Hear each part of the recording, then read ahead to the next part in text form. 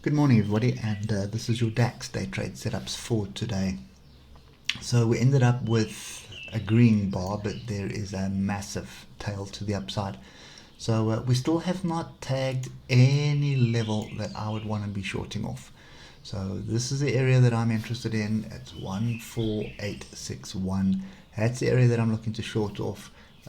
For the moment, we've got the oscillators lined up and crossed over, indicating a potential bottom, or not a potential bottom, but a potential area where you should see some sort of a pullback. We need to get it back above this area of 14,861 for us to start getting back into the range and then breaking the upside.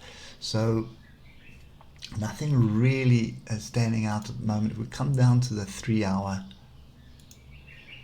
you can see yesterday was, we had that massive gap down, and buyer stepped in, drove it up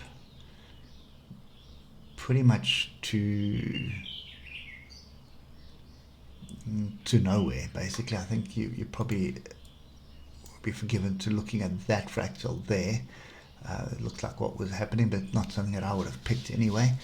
But very messy, very, very messy.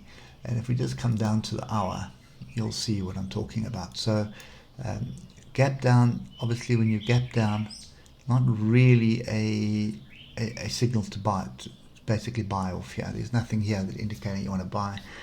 And then we just basically up and down with tails to the upside, tails to the downside. Had this reversal, and there's the 1 hour level, which is this, and that's not really a fractal because that last bar is not a bar.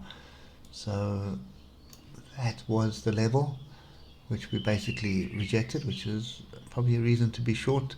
But is it going to hold? That's a big question. I have a feeling we're probably coming back to it.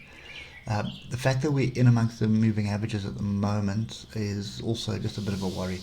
So this that you see here from yesterday is not anything I want to be trading. If you look at it on the 15-minute, you'll see what I'm talking about.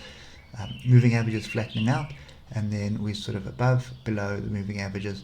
The oscillators grouping the upside, grouping the downside, and we're just basically swinging above and below the moving averages. So I'd be very cautious of this. I'd be looking at the low of yesterday and the high of yesterday as the two extremes. This gap is still open, could act as a magnet. So if you do get some price action in this area, because it's kind of in the middle of the day of yesterday, then pay attention to more than likely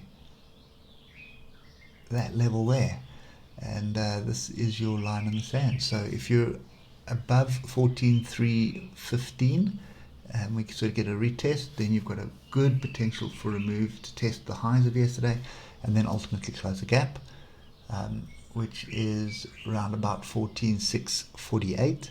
And if we are below this level, in other words we get price action below and we reject this level, then I would expect to move back to the bottom of the range, which is around 14,059 and probably as far as 1,400. So that's kind of, I think, the zone we're going to be trading at the moment. Way too much noise at the moment, and a lot of that noise is involving Germany as well. So be cautious, be very, very cautious. And for me at the moment, what I'm seeing is not really interesting me at all. We'll have to wait and see what transpires, but at the moment this is a clear be very cautious, and for me it's a sit on hands. So that's kind of my view at the moment. Anyway, hope it helps, and we will catch up with you tomorrow morning. Cheers for now.